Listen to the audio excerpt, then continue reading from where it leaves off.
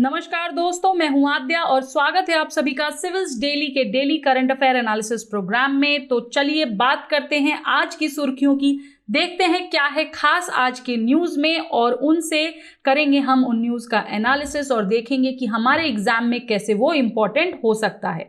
तो दोस्तों, हमारी सबसे पहली आज की जो न्यूज़ है वो है अबाउट द इलेक्शन रिजल्ट्स, जो कि 5 स्टेट्स में इलेक्शंस हुए थे, उत्तर प्रदेश, पंजाब, उत्तराखंड, मणिपुर और गोवा में। उनके रिजल्ट्स कल हमारे पास आ गए हैं और उन्हीं से रिलेटेड है जो हमारी आज की फ्रंट हेडलाइन है। टोटली पॉलिटिकल न्यूज़ है। आप में से बहुत लोगों को लगेगा कि भाई पॉलिटिकल न्यूज़ हमारे किसी काम की नहीं है, बट आपको मैं याद दिला दूं कि पॉलिटिकल न्यूज़ हमारे किसी काम की नहीं है, बट इस न्यूज़ का जो बैकग्राउंड है, जो स्टैटिक पोर्शन है, उनसे काफ़ी क्वेश्चंस हमारे यूपीएससी एग्जाम में आ सकते हैं, जो कि हम अक्सर अनदेखा कर देते हैं और फिर हमें लगता है कि अरे ये कहाँ से पूछ लिया। ठीक है, तो इस न्यूज़ की सबसे पहले चर्चा करेंगे। उत्तर प्रदेश में जहां बीजेपी की सरकार आ रही है, उत्तराखंड में आ रही है, गोवा में आ रही है और मणिपुर में आ रही है, वहीं पर आम आदमी पार्टी की सरकार बन रही है। कहां पर? कांग्रेस में, क्योंकि वहां पर उन्हें जीत मिली है। ठीक है, तो चलिए देखते हैं कि इस न्यूज़ का स्टैटिक पोर्शन क्या होगा जो कि हमारे लिए इंपॉर्टेंट है। अच्छा, कुछ लोगों ने कुछ चीज़ें भी कही हैं, जैसे कि कहा गया है कि this is victory of nationalism and good governance. ये स्टेटमेंट दिया है चीफ मिनिस्टर योगी आदित्यनाथ जी ने भाजपा की जीत हासिल होने के पश्चात। और वहीं केजरीवाल जी ने कहा है दिस इज अ रिवॉल्यूशन। आम आदमी जो पार्टी है वो पंजाब में अपनी सरकार बनाने जा रही है, तो उसे रिवॉल्यूशन का नाम दिया गया है। ठीक है, ये भी कहना है केजरीवाल जी का कि पहले ये रिवॉल्यूशन जो है दिल्ली में देखा गया था और अब पंजाब में और धीरे धीरे करके पूरे देश में ये देखा जाएगा आने वाले टाइम में, उन्होंने ये बोला है। ठीक है, तो चलिए देखते हैं इसका स्टैटिक पोर्शन कैसे हमारे लिए इंपॉर्टेंट है। ज़्यादा हम पॉलिटिकल न्यूज़ पर नहीं जाएंगे। देखिए, जब स्टैटिक पोर्शन की हम बात करते हैं दोस्तों, तो 2 चीज़ें आती हैं। एक हमारा आता है पार्लियामेंट और दूसरा आता है हमारा स्टेट। ठीक है, अच्छा, जब हम पार्लियामेंट की बात करते हैं बेसिकली, ठीक है, तो पार्लियामेंट में हमें पता है 2 हाउसेज होते हैं, राज्यसभा और लोकसभा। लेकिन जब हम स्टेट में बात करते हैं तो स्टेट में भी वैसे तो 2 हाउसेज हैं, एक लेजिस्लेटिव है और दूसरा हमारा लेजिस्लेटिव असेंबली के साथ साथ है लेजिस्लेटिव काउंसिल, यानी विधानसभा और विधान परिषद। ठीक है, लेकिन बहुत से स्टेट्स ऐसे हैं जहां पर सिर्फ एक ही हाउस है, दैट इज यूनिकैमरल नेचर जो हम कहते हैं, जिसे वहां पर सिर्फ और सिर्फ लेजिस्लेटिव असेंबली है, लेजिस्लेटिव काउंसिल नहीं है। ठीक है, तो यही अंतर है हमारा बाई कैमरल स्टेट में और यूनिकैमरल स्टेट में। आप समझते हैं कि भाई यूनिकैमरल स्टेट क्या होता है, तो देखिए वो state that is form of legislature जहां पर सिर्फ एक हाउस होगा, 1 सेंट्रल यूनिट होगा। ठीक है, to implement the laws for the state या कंट्री, वो होता हमारा यूनिकैमरल स्टेट। और बाई कैमरल स्टेट वो होगा जहां पर लेजिस्लेटिव बॉडीज 2 हाउसेज में डिवाइडेड होंगी, और जैसे कि हमारा आपका एक विधान परिषद हो जाएगा, एक विधान सभा हो जाएगा। तो जहां पर ये दोनों चीजें हैं उन्हें हम बाई कैमरल स्टेट कहते हैं या बाई कैमरल लेजिस्लेचर कहते हैं। ठीक है, और ये दोनों ही मिलकर फंक्शनिंग करते हैं, एडमिनिस्ट्रेशन को देखते हैं, लॉज को हैंडल करते हैं उस पर्टिकुलर स्टेट के।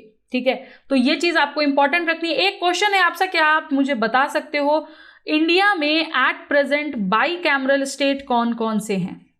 ठीक है, जरा फटाफट इनके नंबर और नाम मुझे बता दीजिए कि एट प्रेजेंट इंडिया में बाई कैमरल स्टेट कौन कौन से। अक्सर ये क्वेश्चन पूछा जाता है एग्जाम में, इसलिए मैंने आपको यहाँ पर याद दिलाया है।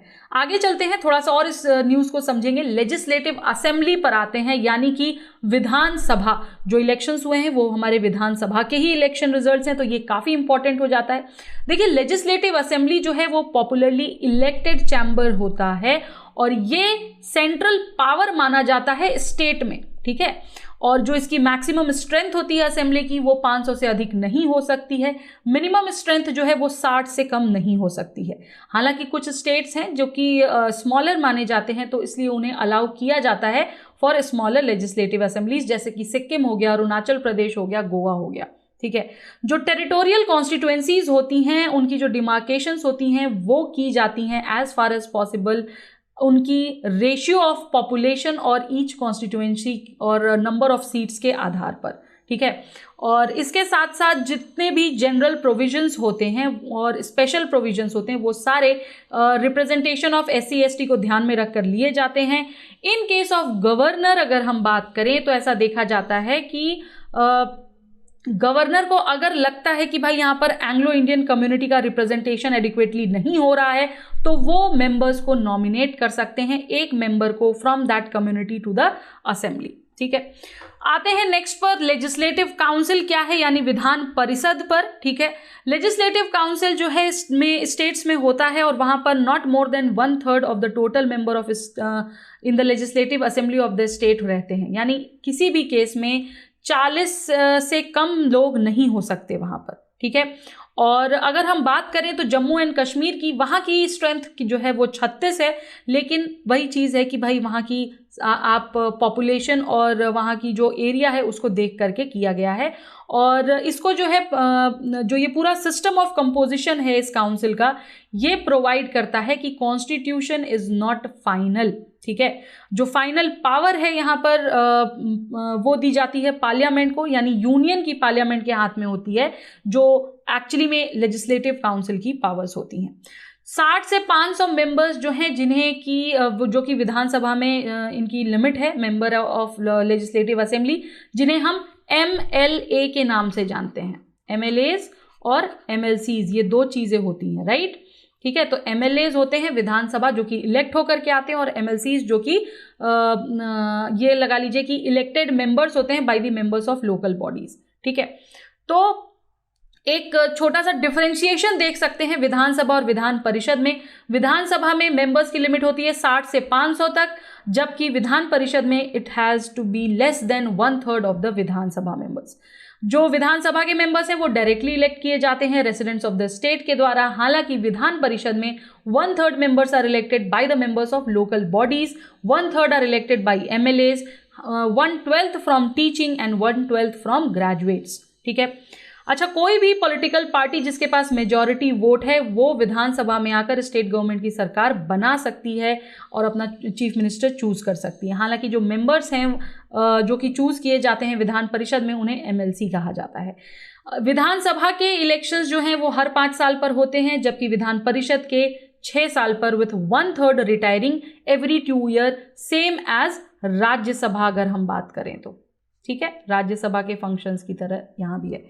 अच्छा, जो हेड होता है विधानसभा का, जो देखते हैं उन्हें हम स्पीकर ही कहते हैं, और यूजुअली ये स्ट्रॉन्गर पॉलिटिकल पार्टी के होते हैं, जबकि विधान परिषद में जो हेड होते हैं उन्हें चेयरमैन कहा जाता है, and he is elected from the members there only. ठीक है, ये एक बेसिक डिफरेंस था जो आपको पता होना चाहिए। अब आपसे एक क्वेश्चन यहाँ पर और है, मेरा क्वेश्चन आपसे ये है कि इंडियन कॉन्स्टिट्यूशन में, ठीक है, कौन से आर्टिकल्स में बताया गया है, आपको मुझे आर्टिकल नंबर बताना है, जहां पर लेजिस्लेटिव असेंबली और लेजिस्लेटिव काउंसिल का जिक्र है। ठीक है, फटाफट से बता दीजिए जरा पॉज करके मुझे। आगे चलते हैं दोस्तों।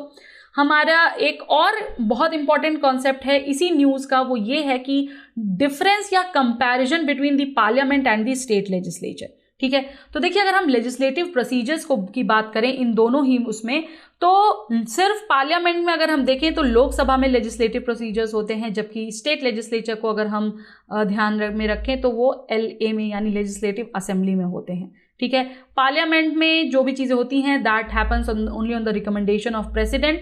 ठीक है, जबकि यहाँ पर गवर्नर होता है। पार्लियामेंट जो है वो मिनिस्टर्स द्वारा होती हैं, और स्टेट लेजिस्लेचर्स में भी मिनिस्टर्स होते हैं। ठीक है, जो भी लेजिस्लेटिव प्रोसीजर उसके बारे में मैं आपको बता रही हूँ।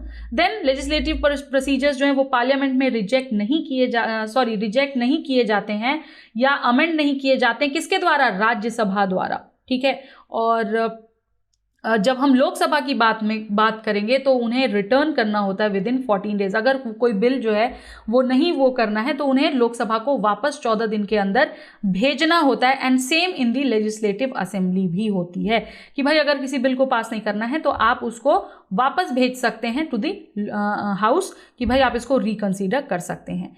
लोकसभा का अब कॉल होता है कि भाई वो या तो एक्सेप्ट करेगा या रिजेक्ट करेगा, या फिर उसमें रिकमेंडेशन जो भी राज्यसभा में दी हैं उसको देखेगा, और यहाँ पर लेजिस्लेटिव असेंबली की कॉल होती है। ठीक है, कॉन्स्टिट्यूशंस जो हैं वो प्रोवाइड नहीं करते हैं for the resolution of any deadlock. ठीक है, और सेम कॉन्स्टिट्यूशन जो है वो यहाँ पर भी किसी भी डेडलॉक के लिए प्रोवाइड नहीं करते हैं। ठीक है, चलिए ये था comparison of legislative procedures happening in parliament as well as state legislature. आगे चलेंगे अपनी दूसरी न्यूज़ पर।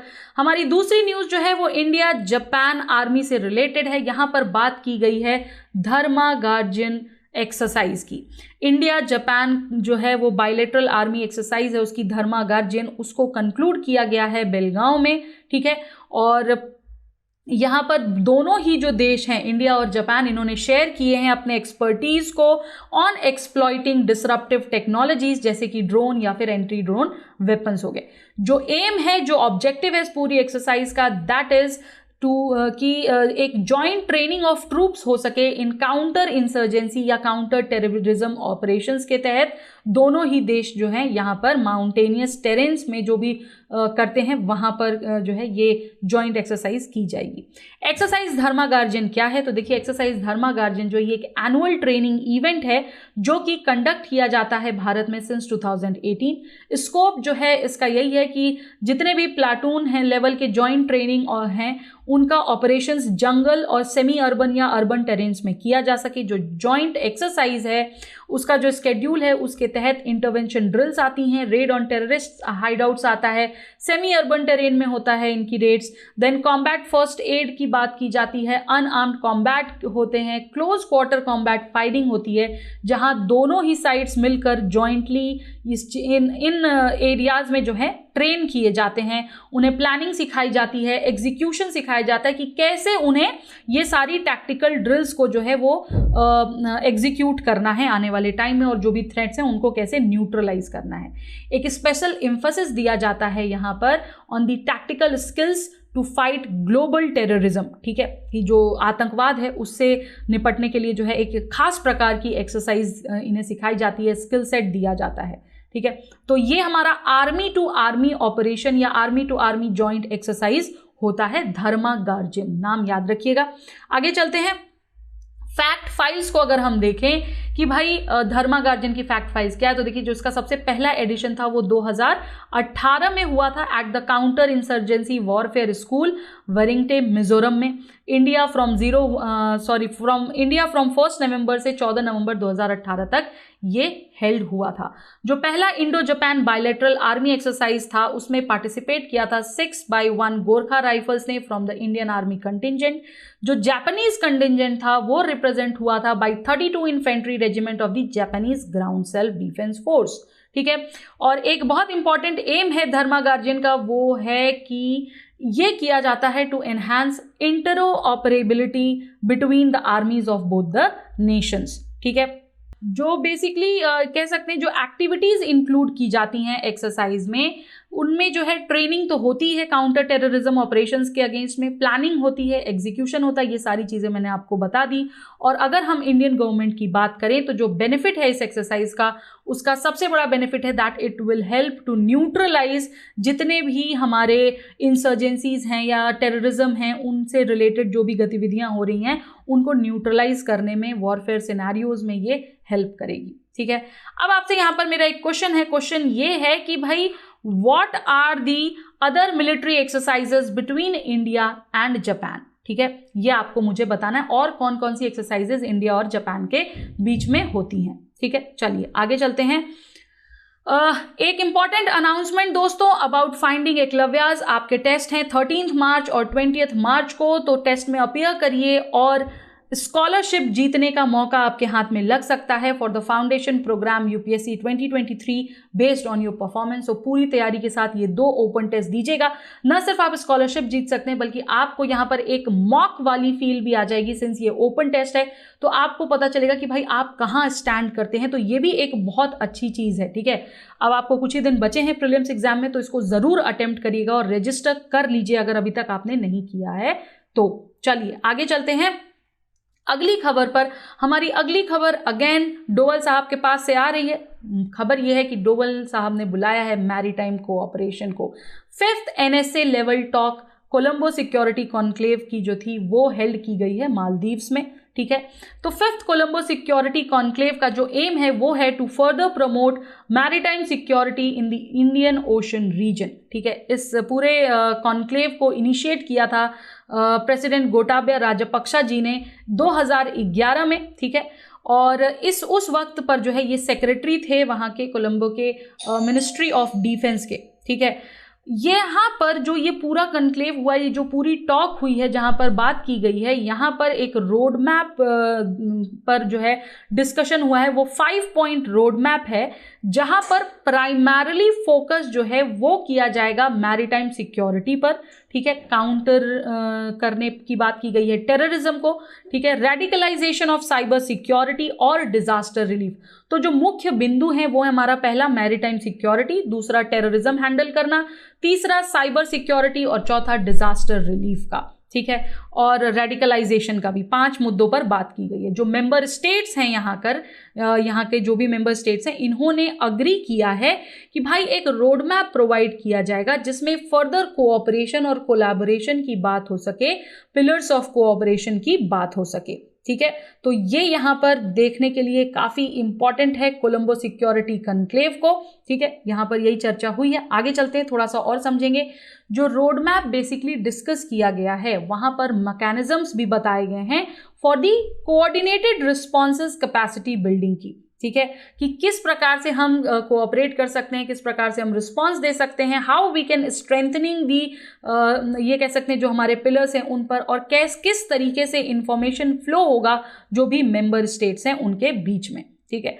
और जैसे जैसे जो भी मैरीटाइम नेबर्स हैं उन्हें काफ़ी सारे सिमिलर थ्रेट्स मिलते हैं, तो इसलिए इस कॉन्क्लेव में ये रीअफर्म किया गया है कि भाई हमारी पूरी कमिटमेंट रहेगी कि हम एक कंसिस्टेंट जॉइंट एफर्ट के साथ काम कर सकें, ठीक है। एक क्वेश्चन और है, आपको ये बताना कि ये जो कन्क्लेव है ये किन किन देशों के बीच में है। मैंने जानबूझकर इसको नहीं बोला सो दैट मैं आपसे पूछ सकूं। इस कन्क्लेव के मेंबर्स कौन कौन से हैं ये आपको मुझे बताना है। Who all are the members of this conclave. Okay, चलिए आगे चलते हैं अपनी नेक्स्ट न्यूज़ पर। नेक्स्ट न्यूज़ हमारी मून यानी चंदा मामा से रिलेटेड है दोस्तों।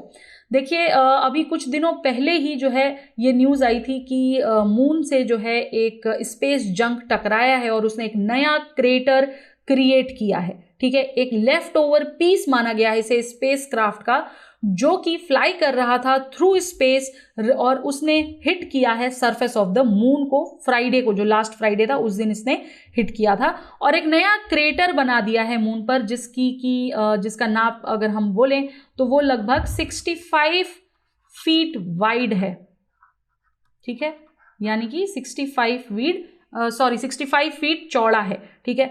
जो ये पीस है स्पेस जंक का, पहले ये माना जा रहा था कि ये स्पेस एक्स रॉकेट का है, बट बाद में फिर इसे कहा गया कि ये जो 3rd स्टेज बूस्टर था Changez 5T1 mission, lunar mission था ये चाइना का, ठीक है, ये उसका पार्ट था, ठीक है। हालांकि चाइना इस चीज़ को डिनाई कर रहा है। चाइना का ये कहना है कि नहीं वो हमारे जो चंगी 5T1 मिशन जो था वो फाइनली अर्थ में आ चुका है, बट ऐसा कुछ नहीं है, ये चाइना के इसका पार्ट है। अब मुद्दा ये उठता है कि भाई how was the object spotted in the space. तो देखिए जो हमारे एस्ट्रोनॉमर हैं बिल ग्रे, वो लगातार इस पर बने हुए हैं, वो पूरी रिसर्च कर रहे हैं। ग्रे जो है वो रन करते हैं प्रोजेक्ट प्लूटो, जो कि एक ब्लॉग है जो कि ट्रैक करता है नियर अर्थ ऑब्जेक्ट्स को, ठीक है। और प्रोजेक्ट प्लूटो सप्लाई करता है astronomical software to the amateur and professional astronomers, और ग्रे जो हैं वो क्रिएटर हैं पॉपुलर एस्ट्रोनॉमी सॉफ्टवेयर जिसका नाम है गाइड के, ठीक है। तो ग्रे से जो है हमें काफ़ी सारी इंफॉर्मेशन मिल रही है लगातार। उन्होंने इन्फॉर्म किया कि जो ये ऑब्जेक्ट है ये पहले स्पॉट किया गया था ड्यूरिंग एन एस्टेरॉइड सर्वे इन 2015, और ऐसा माना गया था कि ये एक पार्ट होगा of the deep space climate observatory का, जिसको डिस्कवर भी हम कह सकते हैं, ठीक है, इस सैटेलाइट का, और इसे लॉन्च किया गया by SpaceX on Falcon 9 rocket on February 11, 2015। Astronomer ने यह भी कहा कि ये जो हुआ है, this is the first recorded unintentional case of space junk hitting the moon, ठीक है। और एक टीम है बेसिकली यूनिवर्सिटी ऑफ एरिजोनिया में, वो भी स्टडी कर रही है दी ऑब्जेक्ट्स एंड कंफर्म किया उन्होंने भी कि भाई ये चाइनीज रॉकेट जैसा ही दिखता है and not of the space x mission, ठीक है। तो काफ़ी जगहों से ये पुष्टि हो चुकी है कि ये चाइनीज रॉकेट का ही पार्ट है, ठीक है। अब मुद्दा उठता है कि ये कैसे, इसका जो how will the impact be confirm. तो नासा का जो लूनर रिकनसाइंस ऑर्बिटर है या इसरो का जो चंद्रयान 2 ऑर्बिटर है, ये 2 एक्टिव लूनर मिशंस हैं ऑलरेडी, और ये केपेबल हैं कि वो ऑब्जर्व कर सकें जो क्रेटर क्रिएट हुआ है मून पर उसको, और उसकी पिक्चर्स ले सकें, ठीक है। हालांकि जो अभी एट प्रेजेंट क्या सिचुएशन है, जो ये क्रेटर डेवलप हुआ है ये फार साइड ऑफ द मून है, यानी वो साइड ऑफ द मून जो धरती से अभी नहीं दिख रहा है, तो इसलिए अभी पिक्चर्स नहीं मिल पाई हैं इमीडिएटली में, बट आने वाले टाइम में हमें ज़रूर मिलेगी। तो चलिए दोस्तों, सबसे पहले हम समझते हैं थोड़ा सा कि ये क्रेटर होता क्या है। देखिए, मून पर जो है क्रेटर्स जो हैं ये एक्चुअली में बाउल शेप्ड लैंडफॉर्म्स क्रिएट हो जाते हैं। जो इनके प्रोसेस है जिसकी वजह से ये क्रिएट होते हैं वो होता है वॉल्केनिज्म या क्रेटरिंग जैसा, ठीक है। और यहाँ पर बहुत 100 of thousands of moon craters आपको मिलेंगे जिनकी साइज लेस देन अ माइल से रेंज करके बहुत जायंट बेसिन तक की साइज में आती है, ठीक है। और जो लार्जेस्ट क्रेटर है मून का उसको साउथ पोल एटकिन बेसिन भी कहा जाता है। इसका जो साइज है वो अराउंड 1600 माइल है, दैट इज अक्रॉस 2500 किलोमीटर्स। और ये भी कहा जाता है कि it is also among the oldest of the moons impact basins, और ये फॉर्म हुआ था अ फ्यू 100 मिलियन ईयर्स और so after the moon itself was formed. और सिंस मून का जो लैक ऑफ वाटर, एटमॉस्फेयर और टेक्टोनिक प्लेट्स हैं वहाँ पर आपको पता है ये सारी चीज़ें अवेलेबल नहीं हैं, इसलिए वहाँ पर जब भी इरोजन होता है या क्रेटर्स फॉर्म होते हैं तो वो अपने आप में भर नहीं पाते। अर्थ में भी क्रेटर्स होते हैं बट वो वापस से डेवलप हो जाते हैं, क्योंकि अर्थ में एटमॉस्फेयर है, वाटर है, टेक्टोनिक प्लेट्स है, तो उनकी वजह से वो जो क्रेटर का जो क्रिएशन होता है वो दिखता नहीं है, वो विद द टाइम फुलफिल हो जाता है। बट मून में ये नहीं है, इसलिए वो फुलफिल नहीं हो पाता है, ठीक है। यहाँ पर मैंने आपको एक इमेज दी है, आप इसको ध्यान से देखिएगा। ये जो भी आपको ये स्पॉट्स दिख रहे हैं ना वाइट वाइट से, ये सारे अलग अलग क्रेटर्स बने हुए हैं मून पर, ठीक है, और इनके नाम भी दिए हुए हैं, तो इसको देख लीजिएगा। इंपॉर्टेंट हो सकता है, व्हाट आर क्रेटर्स, यही पूछ सकता है एग्जाम में। ओके, तो दोस्तों ये थी हमारी मून से रिलेटेड न्यूज। अब है आपके लिए एक क्वेश्चन कि जो एस्टेरॉइड्स हैं जो कि फॉर्म होते हैं, ये कौन सी ऑर्बिट में फॉर्म होते हैं, कौन से प्लैनेट्स के बीच में फॉर्म होते हैं, इसका आंसर आपको मुझे कमेंट करके बताना है, फटाफट से बता दीजिए। निकालो प्रीलिम्स के सेशंस हमारे जा रहे हैं, आई होप आप उसे देख रहे होंगे और नोट्स भी बना रहे होंगे, तो बिल्कुल ध्यान से देखिए, पढ़िए, नोट्स बनाइए और उसको रिवाइज करते रहिए, क्योंकि ये काफ़ी हेल्पफुल रहेंगे आपके लिए, ठीक है दोस्तों। तो ये थी हमारी आज की न्यूज़ एनालिसिस, आई होप आपको समझ आई होगी। फिर भी अगर आपको कहीं डाउट है, कहीं डिस्कशन है, तो डिस्क्रिप्शन बॉक्स में या फिर कमेंट में आपको हम लिंक दे देंगे उस डिस्कशन ग्रुप का, आप उस लिंक को क्लिक करके हमारे साथ जुड़ सकते हैं, और जो भी आपके चैलेंजेस आपको लग रहे हैं आप हमसे डायरेक्ट रूबरू हो सकते हैं, हम उसको डिस्कस कर सकते हैं।